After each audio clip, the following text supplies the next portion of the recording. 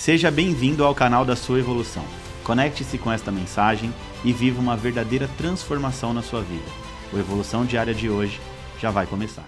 Olá, queridos! Bem-vindos à Evolução Diária. Hoje é segunda-feira, dia 17 de abril de 2023. Eu sou o pastor Vitor Santos e estou aqui para te ajudar no seu processo de evolução. Evolução Diária é o seu devocional diário focado em princípios bíblicos e inteligência emocional, um verdadeiro combustível para o seu dia a dia.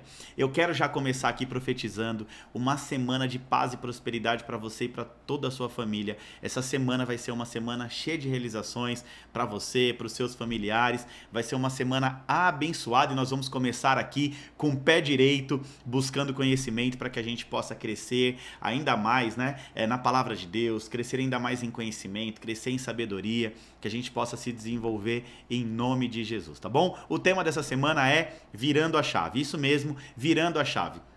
Virar a chave significa uma mudança de postura, mudança de comportamento, mudança de atitude, mudança no tempo de agir e de interagir, tá bom? Em outras palavras, virar a chave significa dar um novo sentido à sua vida. É isso mesmo, você precisa dar um novo sentido à sua vida. Você precisa transformar a sua vida. E no que depender de mim, a sua vida nunca mais será a mesma, porque você vai se tornar a sua melhor versão de si mesmo no seu processo de evolução, 1% a cada dia, tá? O texto bíblico que nós vamos ler e usar como base hoje está lá no livro de Isaías, capítulo 1, os versículos 3 e o versículo 9, e o versículo 19, que diz assim: O boi conhece o seu dono, e o jumento sabe onde o dono coloca o alimento para ele comer. Mas o povo não sabe nada. O povo de Israel não entende coisa nenhuma, tá? E o versículo 19 diz: se vocês forem humildes e me obedecerem, vocês comerão das coisas boas que a terra produz. Em outra tradução diz assim: comerão o melhor dessa terra. Vamos entender um pouquinho desse texto aqui, que está lá em Isaías capítulo 1, tá bom? Nesse texto, Deus está se revelando ao profeta Isaías. Ele está dizendo que o povo dele não consegue entender nada, não consegue compreendê-lo. É um povo que não tem conhecimento, né? E aí Deus cita o exemplo de dois animais, obviamente irracionais, que é o boi e o jumento, que são capazes de reconhecer o seu dono, mas os seres humanos não têm a capacidade de reconhecer o seu Deus. Então Deus, no versículo 19, ele atribui humildade e a obediência como princípio para uma vida plena e abundante conforme a sua própria vontade, ou melhor dizendo, conforme a vontade de Deus. Então é da vontade de Deus que o seu povo seja próspero.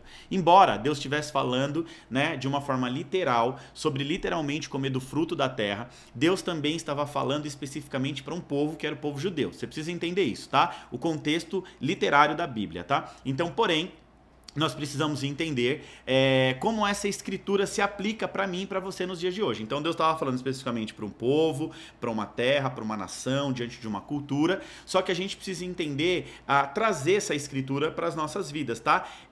Essa, na verdade, é a grande sacada, a grande chave bíblica para mim e para a sua vida. É pegar a palavra de Deus, trazê-la para os nossos dias, aplicar os princípios da palavra e viver as promessas da palavra. Contidas na palavra de Deus. Então em 1 Coríntios capítulo 10, versículo 11 diz assim, ó: as coisas que aconteciam lá no passado foram escritas para o nosso exemplo e a nossa advertência. Então a gente tem que entender que existem lições na palavra de Deus que nós podemos tirar para as nossas vidas, aplicar nas nossas vidas. Então, a verdade é que Deus havia feito uma promessa para o seu povo. O povo de Deus naquela época, os judeus, conhecido como os hebreus, era um povo nômade.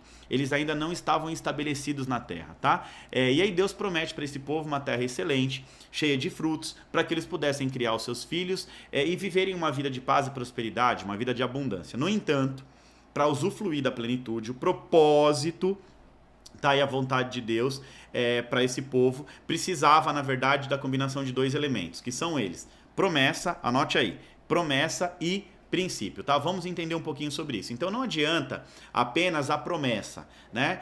A promessa aponta para a vontade de Deus, algo que vai acontecer no futuro. Então, quando Deus faz uma promessa, ele está apontando para o seu futuro, apontando ali para a vontade dele mais adiante, tá? Aí Deus também estabelece princípios.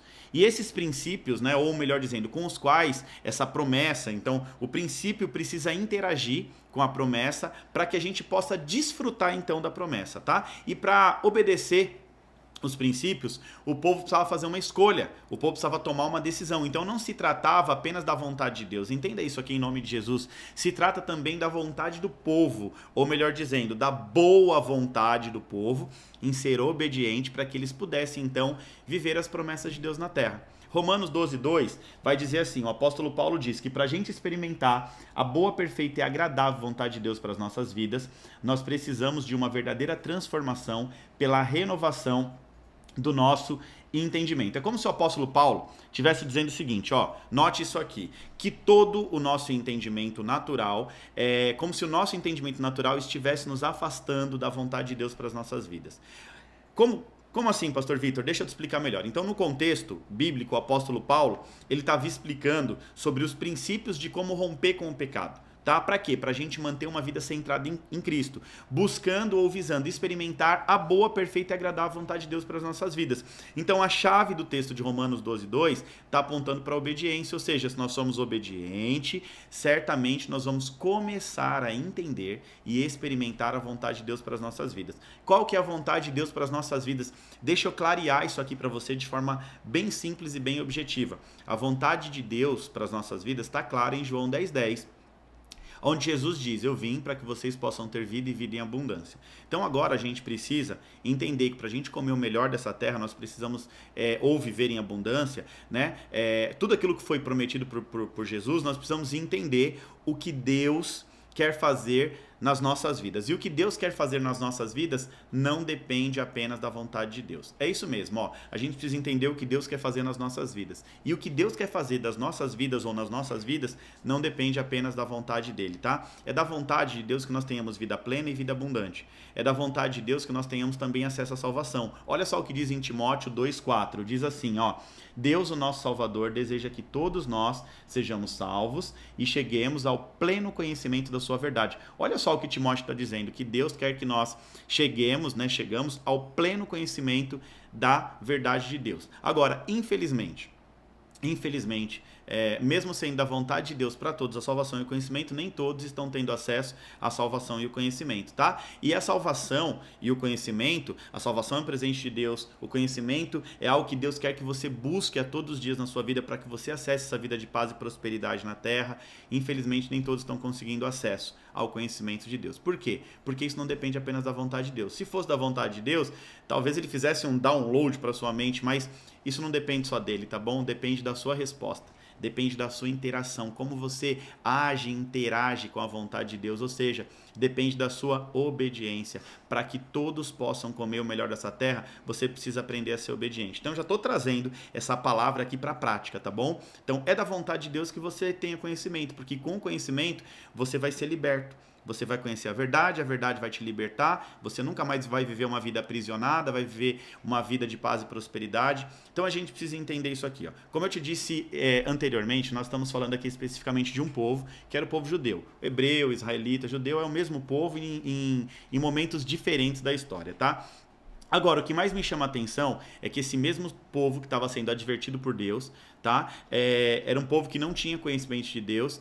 Agora, isso é interessante, que eles estavam comendo ali o pior da terra, tá? Mas eles passam, depois de um determinado momento, alguns anos depois, eles passam a entender perfeitamente a mensagem, ou seja, eles começam a entender aquilo que Deus estava falando para eles. Eles entendem que a busca pelo conhecimento poderia dar um novo destino na vida deles. Então, as escamas que existiam nos olhos desse povo acabam caindo e eles passam a ter entendimento, e esse entendimento hoje está colocando o povo judeu em posição de destaque mundial. A Bíblia relata que ao longo dos milênios o povo pereceu por falta de conhecimento e de entendimento. Um povo que viveu em exílio, em escravidão durante muitas gerações. Né?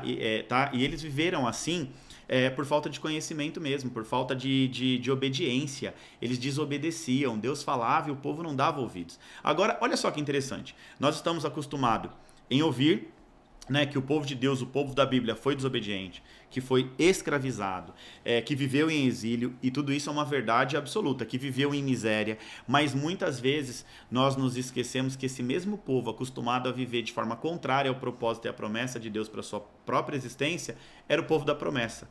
Parece até redundante, né? O povo da promessa vivendo distanciado, vivendo separado, divorciado da promessa de Deus. Agora, em algum momento a ficha cai e eles começam a viver essas promessas. Em algum momento você vai precisar também dar uma virada de chave.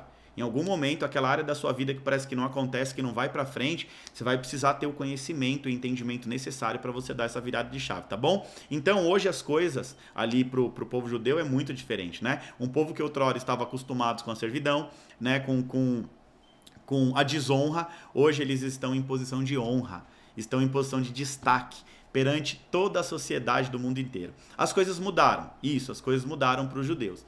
Aquele povo que estava sendo destruído por falta de conhecimento, passam a ter conhecimento e com isso se torna um povo forte e fazem sucesso mundialmente dizendo, tá bom? Oséias 4,6 diz assim, ó, o povo de Deus perece por falta de conhecimento. Já em Daniel 11,32 diz que o povo que conhece seu Deus é um povo forte e que fará muito sucesso na vida. Então, a gente pode observar entre esses dois textos uma grande virada de chave.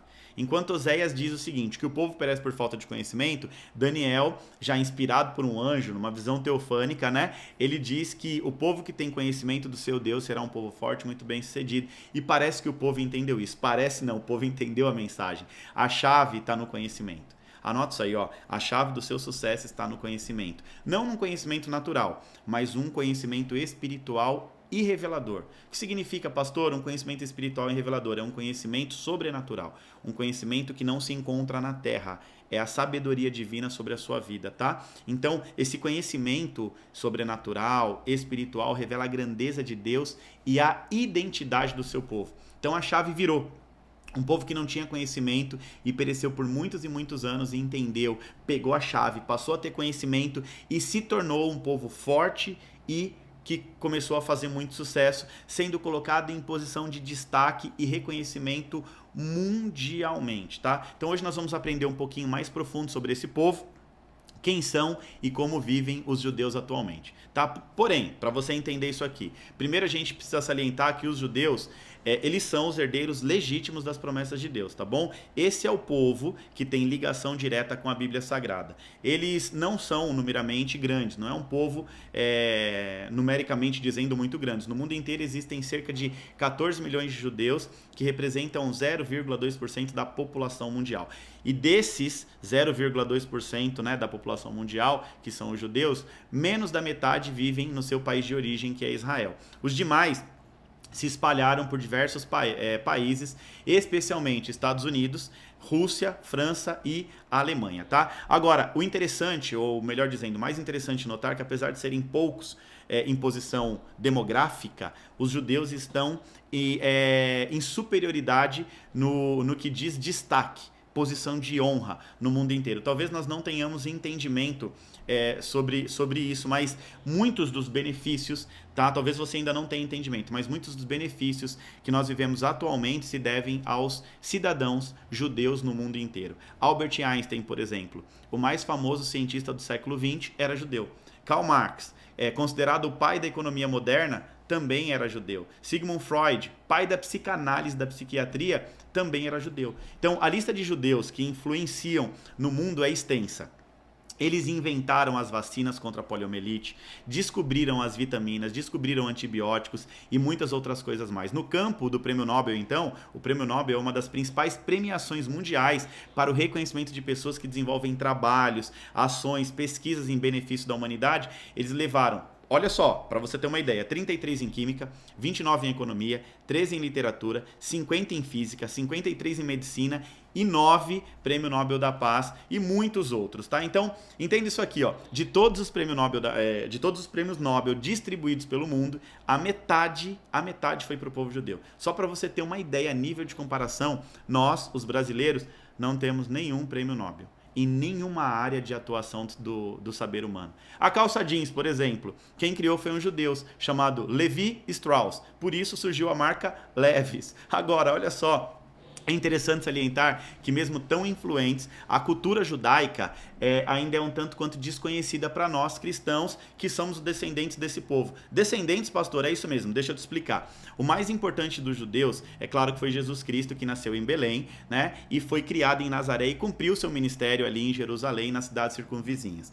Israel, como eu disse, é um país relativamente pequeno do ponto de vista geográfico e também é um país que não tem muitos recursos naturais, mas o diferencial do povo de Israel, do povo judeu, é o conhecimento. O que os diferencia e coloca em posição de honra é o seu conhecimento, tá bom? Então isso significa que eles são um povo que se destacam em suas diversas áreas de conhecimento. A economia do mundo inteiro sofre forte influência do povo judeu. Uma quantia expressiva de valores a âmbito mundial é administrado por bancos de propriedade de judeus. Na tecnologia, tudo que está dentro do seu celular, toda essa parte de desenvolvimento aí de peças, né, de tecnologia, é o povo judeu responsável, em suma, por grandes coisas. Os judeus, eles são literalmente um povo dotado de conhecimento. Nós sabemos também, de fato, que a mão de Deus está sobre os judeus. É nítido a presença de Deus sobre esse povo, né? Eu já estive em Israel por 3 vezes e todas as vezes que eu pisei naquele lugar a gente sente algo diferente, literalmente. Então é um povo abençoado por Deus, né? Agora, sabe qual é o verdadeiro segredo do povo judeu? Conhecimento, obediência e cumprimento de princípios. Você precisa entender isso. Resumindo tudo aqui, a grande virada, a chave do povo judeu foi quando eles aprenderam a ser obedientes, buscaram conhecimento acerca das coisas de Deus e aprenderam a cumprir princípios. Então, conhecimento, obediência e cumprimento de princípios foi o que levou os judeus a uma vida de paz e prosperidade. Tá? E durante essa semana eu vou te mostrar como conhecimento, obediência e princípios aplicados à nossa vida produzem resultados extraordinários. É isso mesmo. Nós vamos aplicar aqui durante essa semana inteira a técnica do espelhamento. Tá? O que é isso? Nós vamos modelar esse povo de sucesso, pois está na hora da gente virar a chave das nossas vidas. Tá? Serão chaves e princípios que vão mudar a minha e a sua vida, em nome de Jesus, tá bom? Vai mudar as nossas vidas. E essas chaves e princípios devem ser espelhadas, como eu disse, modeladas por nós como co-herdeiros das mesmas promessas. Quando eu disse que nós somos descendentes do povo judeu, quer dizer que nós somos co-herdeiros da mesma promessa, ou seja, nós estamos debaixo das mesmas promessas por meio de Cristo Jesus, tá bom? E nós precisamos, para finalizar aqui, tá? Se nós não estamos vivendo literalmente as promessas de Deus para as nossas vidas, é porque ainda está faltando alguma coisa. Eu acredito que conhecimento, obediência e cumprimento de princípio vai mudar a minha e a sua vida. Conhecimento é a base do seu sucesso. Amém? Agora, para concluir, vamos tirar um print dessa tela, vamos agitar as redes sociais em nome de Jesus. Tira um print aí e escreve conhecimento. Princípios bíblicos são a base. Conhecimento, obediência e princípios bíblicos são a base do nosso sucesso. Tá bom? Tira um print bem bonito. Vamos agitar as redes sociais para que outras pessoas possam ter acesso à Evolução Diária. E eu te espero aqui amanhã às 7h40 para mais um Evolução Diária. Que Deus te abençoe em nome de Jesus.